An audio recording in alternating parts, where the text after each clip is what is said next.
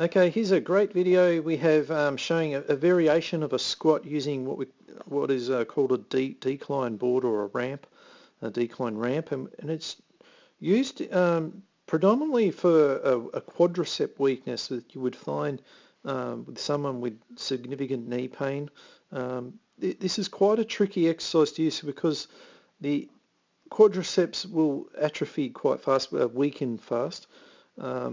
But they also become quite stiff and tight, so it's a bit of a catch-22. You really need to add some strength in there, but you don't want to stiffen up the joint itself too much because all the muscles around the top of the muscle of the joint there, they tend to become really stiff and tight and limit the knee flexion as such. So you have to find ways of using various exercises, and most of the time we would pick on the glutes and the hamstrings and use exercises like that. But for, say, injuries such as an ACL reconstruction or a tear, such as myself, I've had that with my right leg, and I'm going to show you my right leg how I do this. This is a great way to sort of encourage the strength back into the quadriceps using a functional movement. So previously people would have used leg extension, which is just a dumb exercise. It just creates more problems than it tries to solve. Where the squat really does develop the strength in its true sense, it really incorporates the hamstrings and the glutes quite effectively. The problem that it does have is that some people may not have the adequate technique, and the mobility around the ankle is usually a big culprit of preventing people from getting in the position to do the squat where they can build adequate strength into their quads, which is after an injury is where they're lacking it. So you can see, even though it's a good exercise, they may not be able to get the most out of it and create further muscle imbalance from doing it. So we use this at times as a two-leg version and as a single leg. I don't often add load to it. Sometimes I do, but I prefer to use holding patterns to strengthen it. So let's have a look how it works, and I'll show you the two-leg first.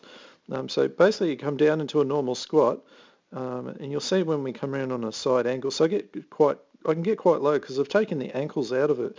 Pretty much don't have any need for ankle mobility here, which gives me greater ability to get more knee flexion and really load the quads up. And you'll see from side on just how much work I can get into the quads, and it allows me to get there, and my posture can be held upright, and that's the big difference. A lot of people don't get that good posture on their squat, which forces more of the work into the posterior muscles, being glutes and hammies. So you'll see when I come down, and if we pause it right there, and you can see like how little ankle flexion, ankle mobility I need. I don't really need very much at all, so I've sort of got nowhere near as much as what I should have.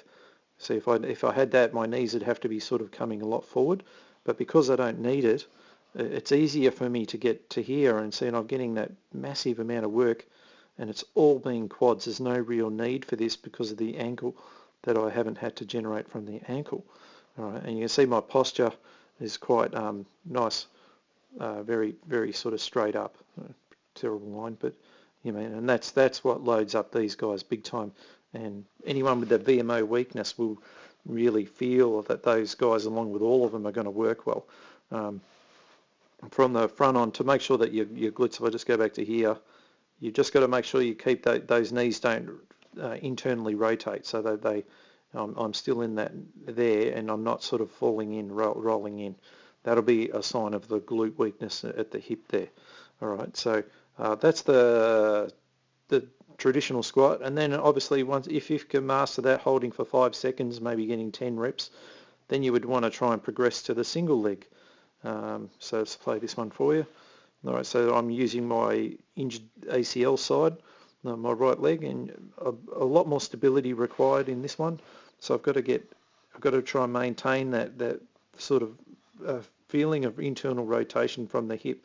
Again, I've ruled out the problem of the ankle, because sometimes the ankle is the bigger problem here, and it disrupts the whole timing of it, meaning I never get a chance to develop the strength in my quad because my ankle's always a problem. So I can take the ankle out of it, work on this area, and then eventually come back and do it on the floor where the ankle's involved. All right, so, but I might have needed to work on this one first, and you can see my weakness here. I just can't quite get that range that I could easily get on two legs. All right, and that's where I need to work on this a little bit more to try and get down to that parallel. And you see that's probably where my best is, about there. I'd love to get my bum down to here somewhere. That'd be awesome, you know.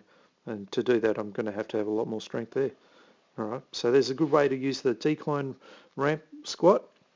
If you've got knee pain, it's a good one. You've got to be very careful. Just don't, again, keep it to body weight. Keep it slow. Keep holding patterns at the bottom if you're good enough. Yeah, and just work from there, and then build it back into the on the floor version, and then you'll have everything functional like you wanted to in the first place. All right, so I hope you enjoyed that. I'll see you on one of our future videos.